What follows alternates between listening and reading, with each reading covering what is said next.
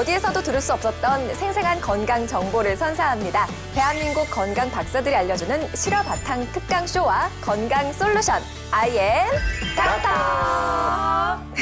안녕하세요, 오정현입니다. 자, 오늘도 김지선, 이한희, 김나희 씨 함께합니다. 안녕하세요. 반갑습니다. 아니, 요즘 100세 시대를 넘어서 120세 시대가 코앞이라고 하죠? 맞아요. 우와. 근데 이렇게 한국인의 수명은 날로 길어지고 있지만 문제는 아픈 곳이 없이 건강하게 지낼 수 있는 기간은 점점 줄어들면서 노후에 통계적으로 약 17년을 골골거리면서 지내야 된다고 해요. 아니 근데 너무 네. 억울하고 속상한 게 그 특별히 잘못한 일도 없는데 내 나이쯤 되면은 뭐 병이 절로 생겨요. 그렇지, 맞아요. 특히 혈압, 혈당, 콜레스테롤 수치가 오르락내리락해서 걱정이 많습니다, 제가. 아니, 어. 그리고 그뿐만 네. 아니라 우리가 유일하게 중년되면서 늘어나는 게 있어요. 통장도 줄지 머리숱도 줄지 그런데 살이 늘어. 살만 늘어. 맞아요. 서글프지만 누구나 다 그러니까요. 그러니까 누구나 다. 네. 저는 요즘에 사실 제 건강보다 부모님 건강 걱정이 많이 돼요. 젊다 이거지? 네, 저는 아직까지는 젊으니까. 그래. 부모님이 연세가 진짜 좀 있으세요. 네. 막 48년생, 56년생 그러셔서. 네, 그래서 저는 부모님 건강 걱정이 제일 많이 되는 요즘입니다. 다들 이렇게 고민이 많으신데 그래서 준비했습니다. 이 건강 고민들을 말끔히 날려줄 건강 박사님을 만나보겠습니다. 같은 걸 분명히 먹었는데 어떤 사람한테는 정말 귀한 약이 될 수도 있고 또 아무리 좋은 음식도 오히려 해가 되기도 합니다.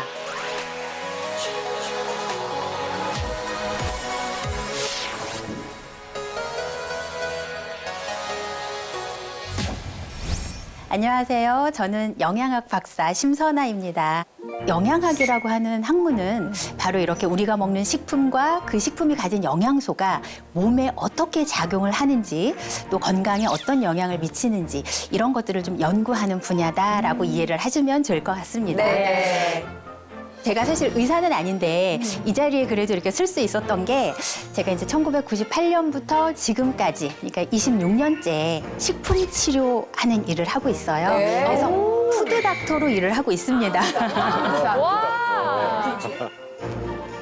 약으로 고치기 어려웠던 만성 질환을 가지고 있던 분들이 치료되고 또 건강을 되찾는 과정을 지켜보면서 네. 제가 자부심도 갖게 되고 또 사명감도 갖게 되고 보람도 갖게 되고 그러고 있습니다. 네. 옛말에 진짜 음식으로도 못 고치는 병은 약으로도 못 고친다고 하는데 약으로 못 고치는 병을 음식적으로 해서 건강한 삶을 영위할 수 있도록 만들어주시는 거잖아요. 그러면 네. 어떻게 하시다가 갑자기 이 푸드 닥터로 활동을 하게 되셨는지 계기가 있으실 거 아니에요? 사실은 제가 좀 굉장한 촌이에요. 워낙 시골에 있다 보니까 자연요법이 워낙 자연스러웠어요. 네. 일단 감기에 걸리면 병원을 못 가니까 네. 엄마가 항상 이렇게 배에다가 꿀 재워주시거나 배수기네, 배수. 네. 배수. 아니면 생강을 좀 진하게 달여주시든가 이제 이런 걸로 감기 치료를 항상 했었고 그때도 음식으로. 그렇죠. 예. 제가 아주 기억이 나는 건 어릴 때 제가 손을 아주 심하게 삐었어요. 그래가지고 이 손이 이만큼이 부어가지고 네네. 손을 전혀 움직일 수 없는데도 병원을 안 갔고 그게 된장 말이셨나요?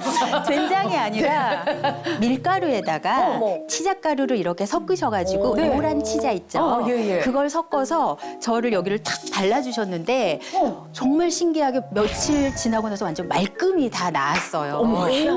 아.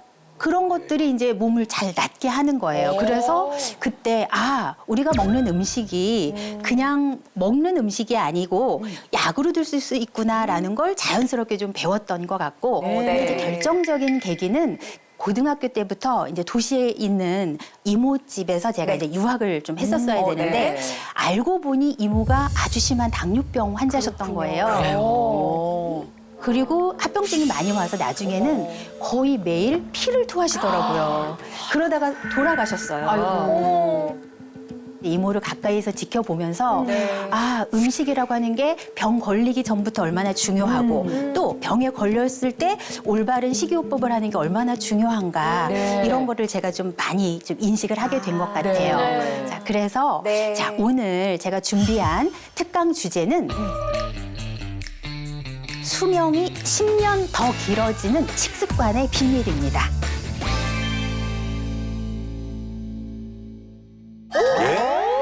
수명이 10년이나 길어진다고요? 네. 어떤 식습관인지 너무 궁금합니다. 오늘 정말 열심히 듣겠습니다. 예. 실제로 나쁜 식습관은 흡연보다 더 위험합니다. 그리고 수명까지 단축시키는 주범으로 작용을 하는데 전 세계적으로 1,100만 명이 이 나쁜 식습관 때문에 사망을 하고요. 그렇게 많아요? 네. 2억 5,500만 명이 조기 사망의 원인으로 지목이 될 만큼 이 나쁜 식습관이 아주 중요한 거죠. 아니 근데 그분들은 뭘 드시길래 그래요? 그럴 것 같죠? 네. 놀라운 건 이미 우리가 너무 잘 알고 있고 아마 여러분도 늘 하고 있는 행동들일 수 있다는 거죠. 겁이 나요. 예. 오늘 어떤 식습관 갖고 계세요? 어떤 식습관? 잘 안 씹고 안 씹어요? 또 짜게 먹고 짜게 먹고. 또 라면 국물 먹고. 어우, 그렇죠. 네. 이거 보세요. 들어가죠? 그렇죠. 첫 번째, 너무 짜게 먹는 습관. 그리고 가공육이나 붉은 고기를 많이 먹는 습관. 엄청 좋아해요. 예, 그래. 많이 좋아해. 막 부대찌개 뭐 햄소세지 이런 거 이런 거 많아요. 좋아해요. 또 어떡하지? 설탕이 많이 예. 첨가된 그런 음료. 오, 너무 좋아. 몰라. 탄산음료. 달달이들. 매일 먹어, 매일. 고온 직화로 이렇게 조리한 음식. 그러니까 예를 들면 숯불구이. 고기는 직화인데. 직화지. 불맛이 나야 맛있지. 파가 써져 있어야 간다니까, 진짜. 진짜. 이런 것들은 많이 하면서 반면에 네. 통곡물이나 채소 과일은 적게 먹는 습관. 자, 이게 바로 말씀드린 나쁜 식습관이에요. 네. 문제는 이렇게 나쁜 식습관을 유지를 하면 이게 결국은 배부른 영양실조를 유발하고 이게 비만, 당뇨, 암과 같은 만성질환의 원인이 된다는 겁니다. 아니 근데 배부른 영양실조라는 말이 있어요? 아니 배부르게 먹었는데 신조어 아닙니까? 신조어? 배부르게 먹었는데 어떻게 영양실조가 걸려요? 서로 반대인데요? 열량은 과잉이 됐다는 거예요. 그러니까 칼로리는 과잉이에요. 그런데 정작 몸에 필요한 영양소들은 부족한 상태. 이걸 의미합니다.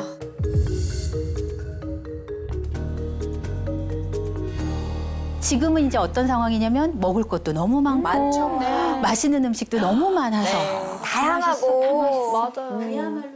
열량 섭취는 이제 많이 높아졌어요. 네. 그런데 이제 상대적으로 비타민, 무기질, 그리고 식이섬유 이런 우리 몸에 꼭 필요한 대사에 필요한 영양소들은 부족한 상태.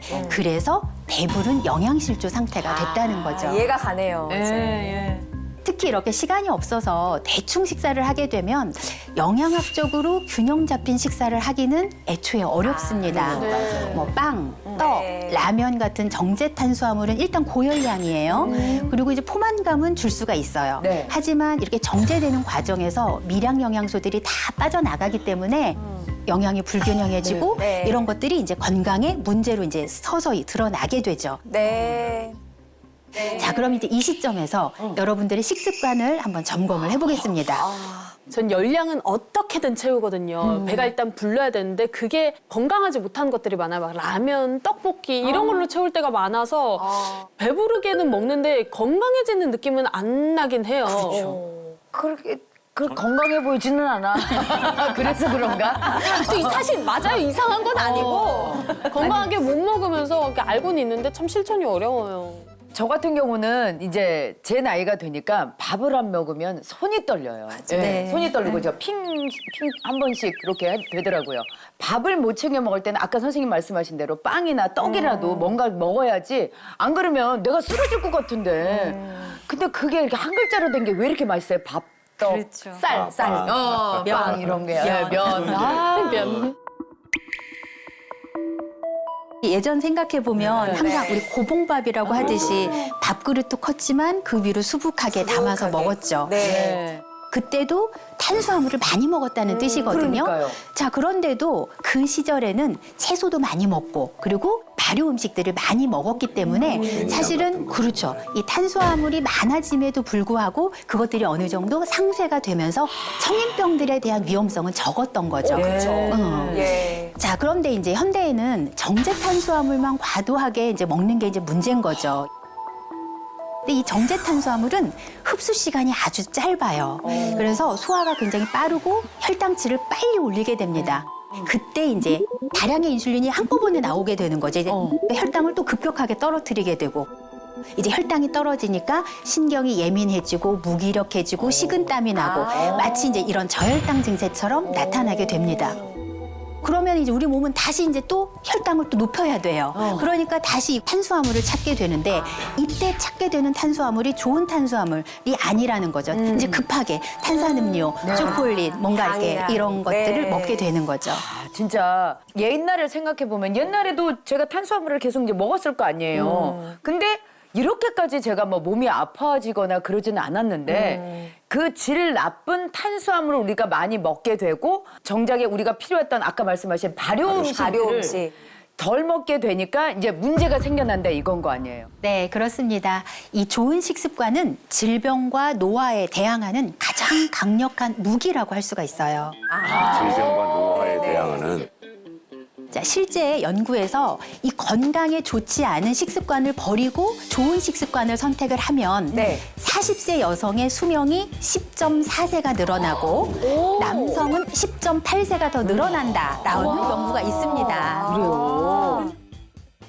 자, 그런데 우리가 들으면 혹하지만 사실 알면서도 실천하기 어려운 게 바로 식습관 개선이잖아요. 쉽지가 않겠지. 네, 그래서 이 잘못된 식습관이 얼마나 위험한지, 그럼 우리가 무엇을 어떻게 먹을 것인지, 자, 그 해답을 제가 과거에 상담을 했던 실제 사례를 통해서 좀 이야기를 해드릴게요. 저희 좀 자극받게 빨리 들려주세요. 네. 네. 일단 이분은 55세 주부셨습니다. 비슷해요. 네. 지금. 40대까지만 해도 정상 체중을 유지를 하셨었고 건강에도 문제가 없었어요. 네. 그런데 이제 문제는 갱년기를 겪으시면서 입맛이 이제 바뀌기 시작했어요. 그래서 식습관이나 생활에 이제 큰 변화가 나타나기 시작했는데 앉은 자리에서 바나나를 한 송이를 드신대요. 전체를. 그리고 빵을 무척 좋아하셔가지고 한 3-4개 정도는 기본으로 빵을 먹어야 되고 빵순이들 많아요. 네. 밥을 먹을 때도 흰쌀밥 그리고 이제 고기 위주로 이제 먹게 된 거죠. 자, 그러다 보면 자연스럽게 채소나 발효식품 섭취는 언제 먹었는지 가물가물할 정도로 네. 가끔 그냥 이럴 땐 있으면 먹고 없으면 안 먹고 이 정도 그냥 수준이 된 거죠. 자, 그래서 결국은 3년 만에 체중이 25kg이 나도 모르는 사이에 이제 증가를 해서 80kg가 됐다는 얘기 그죠, 80kg까지 증가를 했습니다. 또 특히 이제 27인치였던 허리가 네. 34인치까지 완전한 복부 비만 상태가 되신 거죠. 아니 제가 너무나도 공감이 되는 게 요새 흰쌀밥이 밥만 너무 먹어도 너무 달아. 난 꿀이 나오는 것 같아. 꿀이 거기서. 그리고 막 면빵 이런 것들 얼마나 막 주위에 금방금방 먹을 수 있는 게 많아요. 그쵸. 안 차려도 되니까 너무 편하니까 그렇게 먹게 되더라고요. 근데 이제 우리 집사람도 이제 요즘에는 유난히 디저트를 많이 좋아하더라고요. 나 이 말 한 사람 난 죄질과 제목이 아주 안 좋다고 그러는데 뭐요? 맛있으면 0칼로리. 자기 암시. 죄질과 제목 아주 안 좋은 아, 거예요. 죄질이 안 좋아, 디저트 약간. 배 따로 있고 밥배 따로 있고 그렇지, 그렇지. 그러면서 또 뱃살 찔까 엄청 또 고민하고 또 신경을 써요 또. 그리고 남겨놓고 자기 보고 먹으라고. 그렇죠. 오빠가 먹으면 안 돼. 설거지는 내가 하고. 다이어트는 내일부터. 그렇지, 이런 느낌인데. 근데 이게 참 문제가 비만은 만병의 근원이라고 맞아. 하잖아요. 그 여성분도 몸에 분명히 문제가 뭐가 생겼을 것 같아요. 그러게 25kg면. 네. 80kg. 작은 문제가 아니고 정말 온 몸이 종합병원 상태가 거의 되셨어요. 자, 일단 살이 찌면서 목이 자주 뻐근하고 어깨가 뭉치고 만성 피로에 시달렸고요. 만성피로. 관절도 안 좋아질 것이고. 피부가 가렵고 건조해서 정말 시도 때도 없이 이렇게 긁어서 피도 나고 그리고 상처도 잘 나고 어머. 더 큰 문제는 이제 혈액 수치가 날로 이제 나빠질 수밖에 없겠죠. 네. 그래서 이제 정상 혈당이었던 게 이제 공복 혈당이 130까지 올라갔으니까 당뇨 진단을 받으셨고 네. 또 중성 지방 수치도 170까지 올랐어요. 그러니까 복부 비만 있죠, 혈당 있죠, 뭐 중성 지방 높죠 하니까 대사 증후군을 진단을 받게 되는 거죠. 근데 이제 문제가 이런 상태가 한번 오면 네. 시간이 지날수록 상태가 이제 점점 더 악화가 됐고 이제 약으로 이제 근근히 버텨야 되는 그런 상황이 된 거죠. 그러다 보니까 혈액순환에도 잘 안 돼서 이제 온몸이 붓기 시작한 거예요. 그 중에서도 이분은 종아리가 너무 많이 부으셔가지고 어머. 그러니까 저한테 표현하실 땐 종아리가 정말 당장이라도 터질 것 같다. 아. 그리고 특히 주무실 때 밤에 잠을 네. 잘 때 이게 너무 아프니까 자다가 자주 깨고 이런 일들이 좀 많이 생겼었어요. 자, 그 이유 이게 다 바로 이 많은 여성이 가지고 있는 고민인 붓기, 즉 부종 때문입니다. 부종 때문에 그렇게 많은 문제가 생겼다고요? 매일 그 조금씩은 다 경험을 하시잖아요. 그렇죠. 네. 봉아리가 있다면 해주고 네. 발목이 땡땡하게. 그래서 진짜 저도 어떤 때 보면은 헉, 이거 그냥 톡 하면 펑 하고 터질 것 같은. 네. 진짜 그렇게 땡땡하게 붓거든요. 그죠. 양말 자국 다 나 있고. 얼마나 가려워 거기는 또 양말 자국 나면. 네. 지금 말씀하신 것처럼 이렇게 누구나 흔하게 겪는 증상이기 때문에 적극적으로 대처를 하지 않고 그냥 무심코 넘기는 일이 너무 많아요. 흔하니까요. 그렇죠. 너나 나나 다 네. 하니까 그렇게. 그런데 이 부종이라고 하는 것은 알고 보면 내 몸이 보내는 위험 신호예요. 지금 노란불에서 빨간불로 가려고 하는 신호등이에요. 자, 그리고 또 하나. 잘 찌고 네. 안 빠지는 묵은 지방의 원흉이 되기 때문에 이 부종 관리는 잘 하셔야 됩니다. 이런 묵은 지방의 정체는 바로 내장 지방입니다. 내장 지방? 내장 지방이 묵은 지방이야. 그게 그거예요? 이 내장 지방은 말 그대로 내장 주변 구석구석에 달라붙어 있는 지방인데 장기와 장기 사이의 공간에 축적이 되기 때문에 이게 찌는 건 쉬워도 빼기는 굉장히 어렵습니다. 그 온몸이 병이 들 가능성이 높아질 수밖에 없겠어요. 네. 이 장기를 둘러싸고 있는 내장 지방에서는 지방을 이렇게 혈액으로 자꾸 내보낼 수 있어요. 쉽게. 네. 이렇게 되면 고혈압, 고지혈증, 당뇨병과 같은 혈관 질환 위험이 아주 높아지게 됩니다.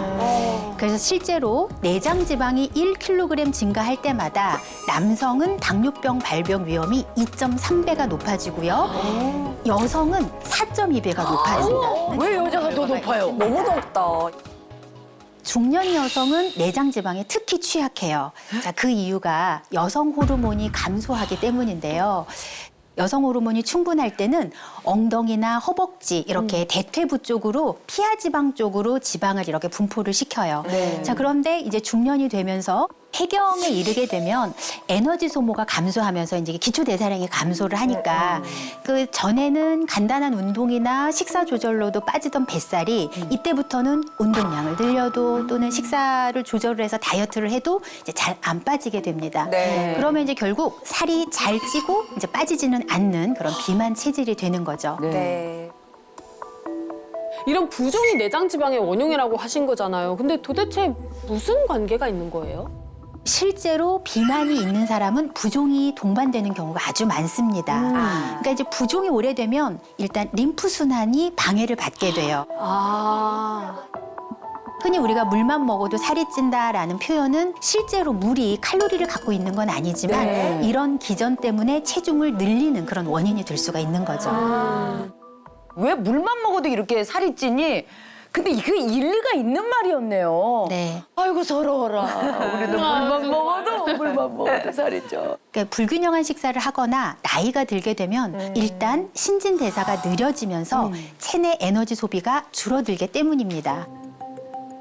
20대와 만약에 50대 이후를 이렇게 비교를 해보면 하루에 필요한 열량이 한 300에서 400kcal 정도가 차이가 나요. 네. 기초 대사량이. 네. 똑같은 양을 먹었다라고 하면 거의 밥 2공기 이상을 더 먹은 셈이 되는 거죠. 그렇죠, 그렇죠. 20대 때는 다 이렇게 잘록하잖아요. 그렇지, 아무리 그렇지. 먹어도 예, 많이들. 실제로 과잉은 아니지만 우리 네. 몸에서는 과잉으로 인식을 하기 때문에 이 과잉된 것들은 이제 에너지로 쓰지를 않고 몸에 이제 남겨두게 되겠죠. 그렇겠네요. 자, 이렇게 생긴 노폐물들은 또 밖으로 배출이 돼야 되는데 이 과정들이 전체적으로 원활하게 이제 되지 않는 거죠. 자, 이렇게 이제 배출되지 못한 노폐물은 이제 어떻게 되겠어요? 우리 몸에 그대로 고스란히 축적이 되게 되고 이것이 신진대사 기능을 떨어뜨리고 이제 체지방 형태로 복부에 집중적으로 쌓여서 내장 지방, 이제 뱃살이 되는 겁니다. 노폐물이야, 노폐물. 그러니까 쌓여 있는 노폐물. 거죠. 똑같이 먹어도 중년이 되면 두세 공기나 더 먹는 몸이 된다는 게 너무 충격이고요. 나이가 들수록 더더욱 식습관 관리가 중요해진다는 생각이 들어요. 네. 네. 앞서서 이제 제가 사례 예를 들었던 그분이 어떻게 되셨어요? 자, 이분도 역시 가장 큰 문제가 식습관이었습니다. 열량 과잉, 영양 부족. 그러니까 아까 배부른 영양실조 그런 상태였던 거죠. 이게 이제 건강이 굉장히 나빠지고 살이 이제 계속 찌니까 이분도 이제 마음을 굳게 먹고 식습관을 바꾸고 다이어트를 시작을 했습니다. 네. 자, 그런데 이분이 지금 하신 방법은 뭐냐면 네. 점심은 약간 과일 위주로 그냥 과일로만 식사를 하시고 과일. 그리고 이제 저녁에는 제대로 된 이제 일반식을 해가지고 이제 가족들과 함께 좀 약간은 배부르게 네. 이렇게 드시는 상황이에요. 이분이 좀 안타까웠던 건 식욕 억제제도 처방을 받아서 먹어봐도 효과를 다 못 보신 그런 분이거든요. 그리고 또 운동도 상당히 열심히 하셨어요. 그래요. 이렇게 체중 감량에 사활을 정말 걸었다 해도 과언이 아닙니다. 네. 자, 그래서 그분이 어떤 변화가 있었을까요? 좋아졌겠죠? 뭔가 좀 정리가 네네네. 됐겠죠, 이제 다소. 아니 적게 먹고 활동량을 확 늘렸으니까 당연히 다이어트에 어느 정도 성공을 하시지 않으셨을까? 그럴 것 같은데 네. 이분이 장장 3개월에 걸쳐서 이런 다이어트를 하셨거든요. 네. 네. 그런데 이 결과가 좀 처참했어요. 왜요? 네. 이제 다이어트 막바지에는 이분이 오히려 체중이 10kg이 더 늘어나셔가지고 이게 무슨 소리야? 결론났다고요? 최고 몸무게 90kg을 찍으셨어요. 어머, 어떡해. 3일치를 한 끼에 드셨나? 중요한 건 이게 건강하고 성공적인 다이어트를 위해서는 식사의 질적인 내용이 훨씬 더 중요해요. 특히 소식이나 절식을 할 때는 질적인 부분을 반드시 고려를 해야 되는데 네. 양만 줄였지 이분은 질적인 면을 고려를 못 하신 거예요. 고르게 영양 섭취가 안 됐나 보다. 그래서 무조건적인 소식이나 절식 또는 뭐 점심은 가볍게 먹고 저녁은 막 풍족하게 먹고 이런 식사법이 신진대사에 정말 중요한 효소나 비타민, 미네랄, 또 식이섬유, 또 단백질 이런 영양소들의 불균형을 가져올 수가 있습니다. 그렇구나. 그러니까 말 그대로 배부른 영양실조 상태가 되는 거죠. 그러면 그 여성분은 다이어트에 결국은 실패하신 건가요? 실패를 하셨으면 제가 오늘 소개를 안 해드렸을 것 같아요. 다시 성공을 하셨어요? 네. 다시 제가 이제 맞춤 식사 처방을 그분께 어떻게 드렸냐면 네. 무조건 적게 먹는 게 아니라 영양 불균형을 바로잡을 수 있는 질 좋은 식습관 이거를 이제 유지하도록 식단을 해드렸죠. 네. 이렇게 식습관을 교정했더니 2개월 만에 10kg 가까이 감량이 되셨습니다. 다행입니다. 이야. 그리고 이제 이렇게 체중이 빠지니까 네. 당연히 혈당도 많이 안정되시고 네. 고지혈, 중성지방도 거의 정상 수준으로 잘 회복을 하셨어요. 야, 그분한테 박수 한번 드려야 되겠어요. 예. 그런데 이게 사람이 한번 빠지고 나잖아요. 기분이 너무 좋아. 맞아요. 다이어트가 재밌어. 좋아 보여요. 좋아 보여. 탄력을 막 받으셨죠? 다행히 이분도 굉장히 예. 잘 지금까지 유지를 하고 계십니다. 정말 다행입니다. 자, 덧붙여서 식단을 짤 때 그러면 영양소 균형을 어떻게 맞춰? 자, 그럴 때 쉽게 할 수 있는 방법을 좀 알려드릴게요. 알려주세요. 자, 바로 네. 가위바위보 밥상이에요. 네? 가위바위보? 자, 먼저 가위. 가위. 김치 빼고 채소 반찬 두 가지를 꼭 넣어라. 김치 빼고. 치가 있던지 연근이 있던지. 그렇죠. 네네, 이렇게 네. 채소가 무조건. 네, 채소 두 가지는 꼭 있게 네. 몇 끼마다. 자, 주먹. 바위는요. 이거는 탄수화물 양이에요. 아, 탄수화물량. 약간의 칼로리는 다 다르지만 항상 기준은 내 주먹 사이즈를 넘기지 않도록 먹는 거예요. 이거 네네네. 이상 넘지 네, 않게. 요 정도만. 자, 그리고 마지막 보자기는 이제 단백질이에요. 단백질. 그래서 몇 끼마다 내가 섭취해야 하는 네. 고기 또는 생선 또는 달걀. 달걀, 콩. 자, 이거를 적어도 이 손바닥 크기만큼, 네, 적어도 손바닥 크기만큼은 섭취를 해라. 자, 이렇게 하면 필요한 영양소들이 다 구성이 되게 식단을 짜신 겁니다. 네. 아, 복부 비만으로 고생했던 저한테는 딱 중요한 정보 같은데요. 그러니까요. 꾸준히 실천을 해봐야 되겠습니다. 그런데 선생님이 말씀해 주신 그 방법만 실천하면은 10년 더 살 수 있는 겁니까? 그렇지는 않아요. 아니라고 하시네요. 네, 심심한 사과. 한 가지를 더 알려드릴 건데 더 있어요? 네, 단순히 좋은 음식을 섭취하는 것만으로 건강을 내가 다 완벽하게 유지한다라고 하면 이건 좀 큰 오산입니다. 아니, 나이가 네. 들수록 소화력이 떨어지기 때문에 그렇죠. 네. 네. 이 물리적인 소화는 내가 아무리 열심히 하고 아무리 기능이 좋아도 혈액으로 흡수되기까지의 가장 그 작은 단위까지는 쪼갤 수가 없어요. 그 단계를 해줄 수 있는 건 효소가 해야 돼요. 효소. 그걸 이제 우리가 화학적인 소화라고 합니다. 그래서 이 효소를 우리가 생명 활동을 위한 인체 내의 모든 대사 활동에 작용하는 우리 몸에서 가장 중요한 단백질, 그래서 생명의 불꽃이라고도 부르고 생명 에너지라고도 부릅니다. 생명의 불꽃이라고 하니까 그러니까 효소가 단순히 소화에만 관여하는 게 아니라 전신 건강을 좌우하는 중요한 요소였네요. 자, 그런데 만약 효소가 부족하면 섭취한 음식물의 소화가 신속하고 완전하게 이루어지지 않기 때문에 영양소가 체내에 완전히 흡수되지 못하고 이제 찌꺼기 노폐물로 남게 되겠죠. 자, 이런 것들이 결국은 부종을 유발시키고 부종을 악화시키고 나머지는 또 지방세포에 이런 독소들이 저장이 돼서 지방 독소를 내뿜는 이제 내장 지방을 쌓이게 하고 네. 비만 합병증으로 이어질 수가 있는 거죠.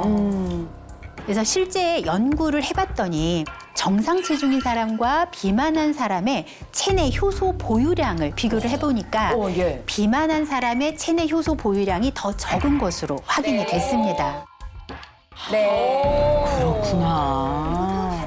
그리고 또 다른 연구에서는 네. 이제 장년층을 대상으로 해서 분석을 해봤더니 효소가 부족한 그룹은 내장 지방과 당뇨병 위험이 더 증가하는 것으로 확인이 됐습니다. 그렇군요. 효소가 고갈되면 내장 지방이랑 우리 몸에서 당뇨처럼 치명적인 질병을 일으킨다고 하니까 너무 무서운데 그럼 이 효소는 우리 몸에서 마르지 않는 샘처럼 계속 분비가 되는 건가요? 자, 우리 몸이 만들어내는 효소 양은 한계가 있습니다. 실제 연구에 따르면 젊은 층과 중년층 이상의 이 효소 생산량을 비교를 해보니까 네. 중년층 이상이 되면 젊었을 때보다 그 양이 최대 45% 감소를 한다고 합니다. 절반 가까이? 네. 실제로 우리나라 사람 5명 중 1명은 소화불량을 경험을 하는데 이 중에 68%는 효소가 급격하게 감소하는 40대 이상의 중장년층입니다. 네. 젊고 건강한 노후를 보내기 위해서는 무엇보다 효소 관리가 중요합니다. 진짜 관리해야겠어요. 이 효소를 관리하는 방법은 사실 크게 보면 두 가지가 있겠죠. 하나는 젊어서부터 고갈되지 않도록 신경을 써야 돼요. 그렇겠네요. 그러니까 너무 많은 양을 식사를 한다든가 너무 불규칙한 식사를 한다든가 이거는 체내에서 만들어지는 효소량을 젊을 때부터 고갈시키는 거니까 그런 관리를 좀 해야 되고요. 네. 두 번째는 외부에서 효소를 섭취해야 되죠. 방법이 있군요. 그런데 이 외부에서 효소를 섭취하는 것도 네. 두 가지 방법이 있어요. 네. 또. 네. 자, 첫 번째는 채소나 과일 이렇게 식물성 식품에는 효소를 충분히 가지고 있습니다. 자, 그런데 우리가 보통 음식을 먹을 때 대부분 익혀서 화식으로 먹거나 좀 뭐 가공해서 먹거나 이런 네. 형태이기 때문에 효소가 다 사멸된 형태로 우리가 먹게 돼요. 그러니까 가능하면 생채소나 생과일들을 충분하게 내가 섭취하는 거. 두 번째 효소는 발효식품에 충분하게 많이 들어있어요. 발효식품을 좀 끼니마다 또는 내가 할 수 있을 때 좀 충분하게 열심히 좀 챙겨 드신다면 네. 효소 보충에 좀 도움이 될 수가 있습니다. 네. 이렇게 해서 효소를 충분히 섭취한다면 네. 음식물을 빠르게 분해해서 필요한 영양소는 빠르게 흡수시키고 뭐 지방 독소와 같이 불필요한 노폐물들은 몸 밖으로 빨리 배출하니까 몸이 훨씬 더 가볍고 깨끗하고 잘 돌아가는 정말 그런 몸이 되겠죠. 정말 무엇을 어떻게 먹느냐에 따라서 내 몸이 어떻게 변하는지 자세히 알 수 있는 그런 시간이었습니다. 그렇다면 선생님, 마지막으로 당부의 말씀 있으시면 해주세요. 아까 제가 굉장히 촌이라고 말씀드렸잖아요. 네. 아직 제 고향에는 할머니하고 엄마 아빠가 살고 계신데 저희 할머니가 올해 2월에 딱 100살 생신잔치를 해드려서 엄청 건강하게. 자, 근데 우리가 100세라고 하면 굉장히 두렵고 굉장히 막 비참한 그런 그 모습일 것 같지만 저희 엄마보다 훨씬 더 피부도 좋으시고 훨씬 더 건강한 모습의 100세를 살고 계십니다. 네. 그러니까 우리가 어떻게 관리를 하느냐가 사실은 나이보다 훨씬 더 중요하게 이 삶의 질을 유지하는 그런 방법이고요. 특히 이제 식단에서는 빼기를 잘하고 더하기를 잘하면 됩니다. 네. 순서를 바꾸면 안 돼요. 빼기는 우리가 칼로리 너무 많은 거 조금 줄이고 네. 포화지방 좀 너무 많은 거 좀 줄이고 그다음에 노폐물 잘 빼야 되고 네네. 자 그러고 나면 이제 더하면 돼요. 더해야 될 건 오늘 알려드린 효소, 충분하게 잘 더하고 비타민, 미네랄, 식이섬유 같은 우리가 불균형이기 쉬운 그런 영양소들 좀 충분하게 잘 더한다면 어렵지 않을 거라고 저는 확신을 하고 있습니다. 네. 저도 네. 열심히 노력하고 함께 또 응원하겠습니다. 감사합니다. 아, 네. 정말 알기 쉽게 생생한 고품격 특강 들려주신 심선아 선생님 오늘 감사합니다. 고맙습니다.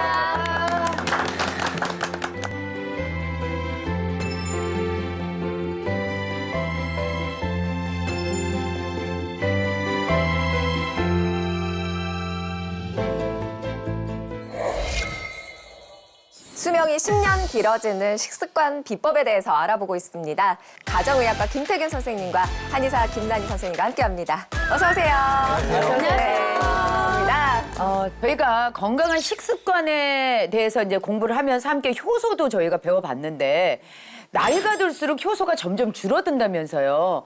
저가 줄어들면 이분은 얼마나 줄어들었겠어요. 그렇죠. 마음이 다급해지고 그러는데 내성적이라 일일이 반응을 못하겠습니다. 네네. 내성적이세요? 네. 아, 그러시구나. 그러시군요. 처음 그렇다면 알았네요. 우리는 어떻게 하면 좋을지 그 방법에 대해서 좀 알려주세요. 네, 우리의 몸속에 쌓이는 이 내장 지방과 지방 독소를 또 예방하고 관리하려면 나이가 들수록 고갈되는 효소를 사실 외부에서부터 직접 보충하는 게 도움이 될 수 있는데요. 네. 오늘 말씀드릴 그 중에 한 가지는 바로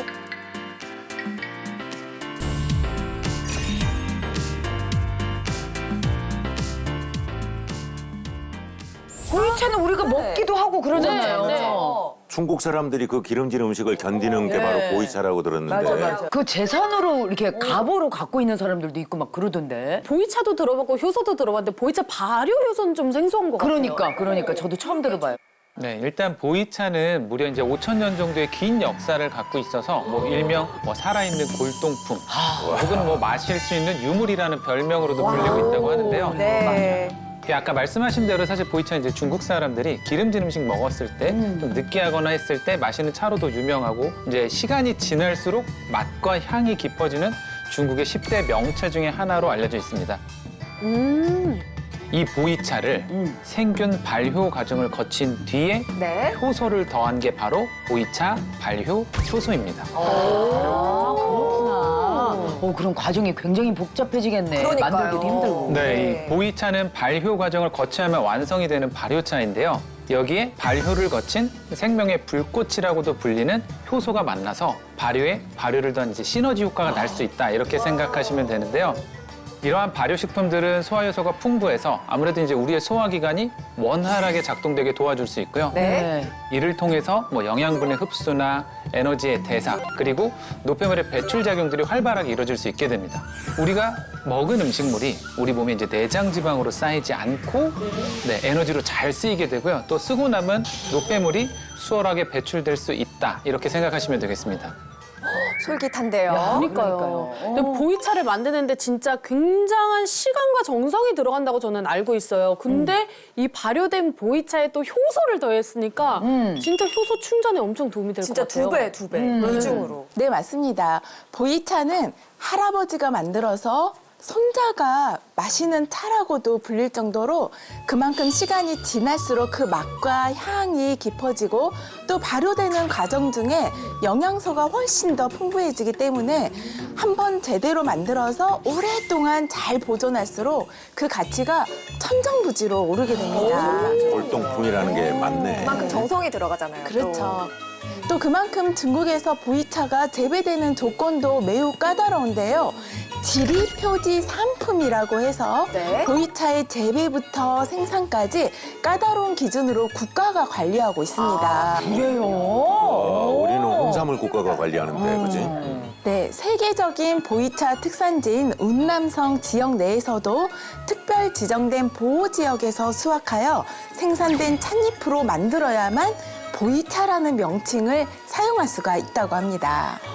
그렇군요. 고대 동서양을 잇는 중요 무역로인 차마고도가 바로 이 운남성의 보이차에서 유래된 것으로 보이차를 말이나 당나귀에 싣고 티벳이나 네팔, 먼 인도까지 수출했던 길이 바로 차마고도죠. 와, 차마고도 그 높고 험준한 네. 길을 오가면서 보이차를 실어 나는 거잖아요. 예. 아, 수확부터 생산, 유통까지 정성이 어마어마한 귀한 차로 보입니다. 네, 맞습니다. 보이차는 과거 중국의 황실에 진상돼서 양귀비나 서태후가 즐겨 마신 차로도 유명합니다.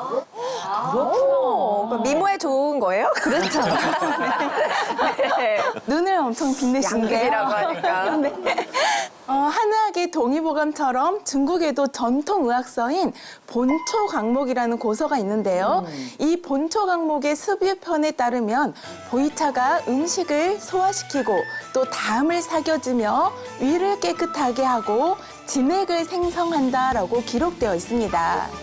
또한 물리소지라는 고서에 따르면 네. 음식물을 가장 잘 소화시키는 차라고 기록되어 있는데요. 네. 최근에는 미녀스타 이효리 씨, 또 신민아 씨, 소녀시대 유리 씨 등이 마신다고 해서 젊은 층에서도 화제가 네. 되었습니다.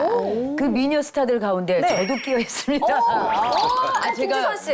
제가 왜 그랬냐면 네. 출산하고 다이어트 할 때 진짜 보이차 많이 먹었거든요. 오, 진짜요? 왜 한국 여자 다 한국 여자들이잖아요. 거기에 나 하나 껴주면 안 돼요? 아니, 공감이 돼요. 그렇죠. 네, 공감이 돼요. 많이 되죠. 지금 일어나서 한번 보여드리고 싶은데, 지금 이거 다 보이차로 관리한 거예요. 저는 아이 낳고 나서 찍은 그 바디 프로필을 봤거든요. 그렇죠. 완전 몸짱이거든요. 그때도 보이차 달고 살았지. 그러니까 믿음이 더 확 가는 것 같아요, 진짜. 근데 보이차에다가 효소까지 더했다고 하니까, 그러면 지금 배도 이렇게 되는데 보이차 이 발효 요소를 먹으면 아싸 막 이런 생각이 그래서 완전 이게 시너지가 날 것 같은데 그 내장 지방이 근데 쌓이면은 아무리 노력해도 이게 살이 잘 안 빠지고 오히려 막 살이 잘 찌는 체질이 된다고도 하잖아요. 맞아. 그래서 중요한 게 이 보이차 발효 효소가 내장 지방 배출에도 도움이 되는 건지 저는 이게 진짜 궁금합니다. 네, 맞습니다. 이제 도움이 될 수 있는데요. 이 보이차는 몸속에 이제 좀 잘 쌓아둔 이 내장 지방 네. 제거하는 데 도움이 될 수 있고요. 또 이 지방 독소를 함께 노폐물로 배출시키는 데도 도움이 될 수가 있습니다. 이 실제 보이차 추출물은 지방 조직의 지방 분해 및 발열 반응을 촉진할 수 있기 때문에 비만을 예방하는 데 도움을 줄 수 있다고 알려져 있는데요. 그 이유 바로 지방을 태워 없애줄 수 있기 때문인데 보이차에는 각종 항염, 항산화 작용을 돕는 물질들이 풍부하다고 알려져 있습니다. 특히나 이제 폴리페놀의 일종으로 알려진 카테킨 성분과 갈상 성분이 바로 보이차의 대표적인 성분인데요. 이 카테킨 성분이 우리 몸속의 지방의 대사를 좀 촉진시켜주고 또 지방을 태우는 산화 작용을 해서 다이어트에 도움을 줄 수 있다고 합니다. 대단하네. 진짜 사실 내장 지방은 잘 찌는데 또 안 빠지잖아요. 그렇지. 그게 너무 반가운 소식인 것 같아요. 맞아요. 진짜. 네, 또 하나의 핵심 성분 바로 이제 보이차의 갈산에 대해서 이야기를 드리면 우리 몸에 지방이 쌓이는 것을 억제하는 동시에 우리 몸에 쌓인 내장 지방을 감소하는 데도 도움이 될 수 있는데요. 우리가 마시는 뭐 녹차, 우롱차, 홍차, 보이차는 사실 모두 같은 찻잎을 이용해서 만든다고 합니다. 네, 이 찻잎의 산화, 발효에 따라서 이 차의 종류가 달라지는 건데요. 이 보이차를 만드는 과정을 간단하게 말씀을 드리면 먼저 이제 찻잎을 좀 가열한 후에 수분을 적당히 머금게 한 다음에 보관을 하고요. 이때 이제 미생물이 번식하면서 이 차의 발효 과정을 거치게 되는데 이로 인해 후발효차라고 불리기도 하고요. 풍미가 진해지는 특징이 있다고 합니다. 이 놀라운 점은 갈산은 발효 과정에서 그 함량이 증가할 수 있다고 하는데요. 네. 실제로 보이차 속에는 녹차의 무려 13배나 풍부한 갈산이 함유되어 있다고 알려져 있습니다. 네. 13배? 네, 그래서 제가 여러분의 이해를 돕기 위해서 영상을 준비를 해봤습니다. 아유. 네. 두 개의 깔때기는 우리 몸이라고 가정을 하고요. 그 안에 담겨있는 라드육, 즉 돼지기름으로 있는 우리 몸속에 쌓여있는 내장지방이라고 가정을 해보겠습니다. 한쪽에는 물을, 그리고 한쪽에는 보이차 발효 효소를 넣고 관찰을 해봤습니다. 시간이 지나니까 이렇게 물을 넣은 쪽의 지방은 별다른 변화가 없는 반면에 보이차 발효 효소를 넣은 쪽은 지방이 녹아서 쑥 내려가. 어우 시원해. 어머. 이야. 뭐 이렇게 펌프질한 줄 알았어요, 진짜. 그러니까 밑에서 누가 쭉 빨아내는 것처럼 확 빠지네요. 이것을 보면 보이차 발효 효소가 즉 몸속 구석구석에 쌓여있는 내장 지방을 분해해서 바로 몸 밖으로 배출하는 데 도움을 줄 수 있다는 뜻입니다. 아, 이 나이가 들수록 이제 중부 지방이 집중적으로 이게 발달하는데 이 실험 영상을 보니까 30년 내장 지방이 그냥 쑥 빠지는 기분이 드는데 실제로 다이어트에 도움이 많이 될 것 같은데요. 네, 실제로 뒷받침하는 연구 결과들이 좀 있는데요. 비만 전 단계 성인에게 보이차 추출물을 12주간 섭취를 시켜봤더니 비만도를 평가하는 BMI 수치와 체중이 감소하는 것으로 나타났고요. 더 놀라운 건 보이차 추출물 섭취를 멈춘 4주 후에도 네. BMI와 체중이 개선되었다고 합니다. 와. 특히나 이제 보이차는 아까도 이제 느끼하고 기름진 음식을 섭취했을 때도 많이 섭취한다고 했고 네. 그럴 때 체중 유지와 관리에도 도움을 좀 줄 수 있는데요. 실제 쥐에게 고지방식이와 함께 보이차 추출물을 섭취시켜 봤더니 고지방식이 쥐에 비해 체중 증가량이 좀 낮은 것으로 나타났다고 합니다. 그러니까 이제 보이차 발효 효소가 체중의 급격한 증가를 억제하는 데 도움이 됐다고 볼 수 있습니다. 그렇군요. 저 어제도 기름 잘 자란 곱창 먹었거든요. 어제 곱창을 드셨다고요? 어쩐지 바로 마시고 오늘 싶네. 광이 납디다 얼굴에. 보이차 마셔야 되겠어요. 근데 이게 내장 지방이 쌓이면 비만은 물론이고 뭐 각종 이 혈관 질환 이런 데 노출될 위험도 커질 것 같거든요. 이 보이차 발효 효소가 혈관 건강을 좀 관리하는 데도 도움이 혹시 될까요? 네, 맞습니다. 이제 내장 지방은 사실 우리가 그냥 뭐 미용적으로만 볼 수도 있지만 이 네. 지방 자체가 사실 굉장히 많은 염증 물질들을 내뿜습니다. 그래서 우리가 이제 그걸 지방 독소라고도 표현을 하는데요. 네. 이러한 것들이 혈관을 오염시킬 수 있고 그로 인한 이제 만성 질환들, 뭐 고혈압, 고지혈증, 당뇨 같은 여러 가지 질환들을 유발하고 악화시킬 수가 있게 됩니다. 그런데 이때도 보이차 발효 효소가 도움이 될 수 있는데요. 네. 실제 당뇨를 유발시킨 쥐에게 보이차 추출물을 투여시켜 봤더니 공복 혈당과 혈중 인슐린 수치의 증가를 억제한 것으로 나타났다고 하고요. 또 고콜레스테롤 혈증 성인 남녀에게 4개월 동안 보이차 추출물을 섭취시켜 봤더니 체중 감소와 함께 총 콜레스테롤과 보통 나쁜 콜레스테롤이라고 부르는 LDL 콜레스테롤 수치가 감소한 것으로 나타났다고 합니다. 보이차가 비만과 대사증후군, 동맥경화를 예방하는 데도 도움을 줄 수 있다는 의미로 볼 수 있을 것 같습니다. 말로만 하니까 이게 뭔가 이렇게 감흥이 안 와. 뭔가 직접 한번 우리가 마셔보면 어떨까? 너무 먹어보면 좋아요. 어떨까? 너무 좋죠. 예. 겪어봐야죠. 한번 겪어봐요. 사람은 겪어봐야 그 사람이 좋은지 안 좋은지 알 수 있잖아. 우리가 아니, 차를 겪어보자니까. 차를 겪어보자니까. 우리가 예, 겪는 게 아니라 예. 차를 그렇지. 예. 같이 겪어보자 이거죠. 보이차는 많이 마셔봐도 발효 효소 너무 궁금해요. 그러니까요. 한번 먹어보죠. 겪어봅시다. 네.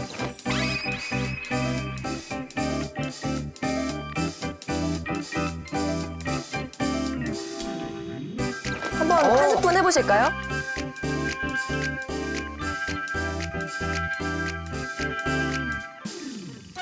뒤에 보이차 맛이 나오네. 와, 그 향이 나와. 다음에 곱창 먹으러 갈 때 이거 한 꼭 챙겨가려고요. 제발 좀 더 먹을 생각을 하지 말고 건강을 생각해서 우리가. 안심이 되니까. 네. 아니 뭐 식구에 진짜 먹으면 딱 좋을 것 같아요. 진짜 좋은 것 같아요. 네.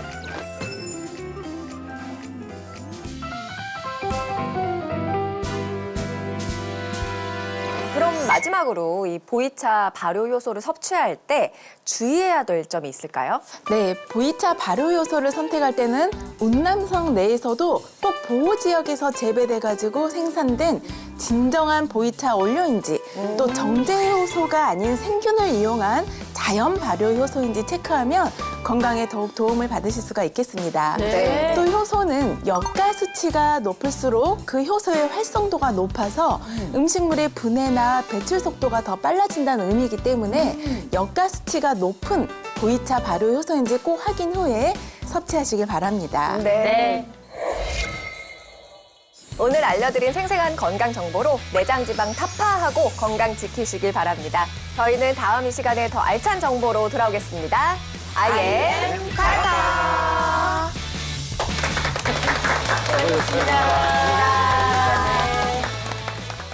세계 비만 인구가 10억 명을 다이어트는 평생 숙제다. 저에게도 숙제입니다. 허리둘레가 5cm 이상 늘어나면서 사망률이 증가한 반드시 치료가 필요한 만성 질환임을 꼭 말씀드리고 싶습니다. 현재의 다이어트 방법이나 치료 방법들이 적절하지 못하다는 나 지금까지 그럼 뭘 한 거야? 다이어트를 안 하고. 어떻게 해야 그 비만을 좀 진짜 잡을 수 있을까요? 요요 없이 평생을 건강하게 사는 방법에 대해 알려드리겠습니다. 즐겨봐 너의 세상 플레이 더 넥스트 채널 A.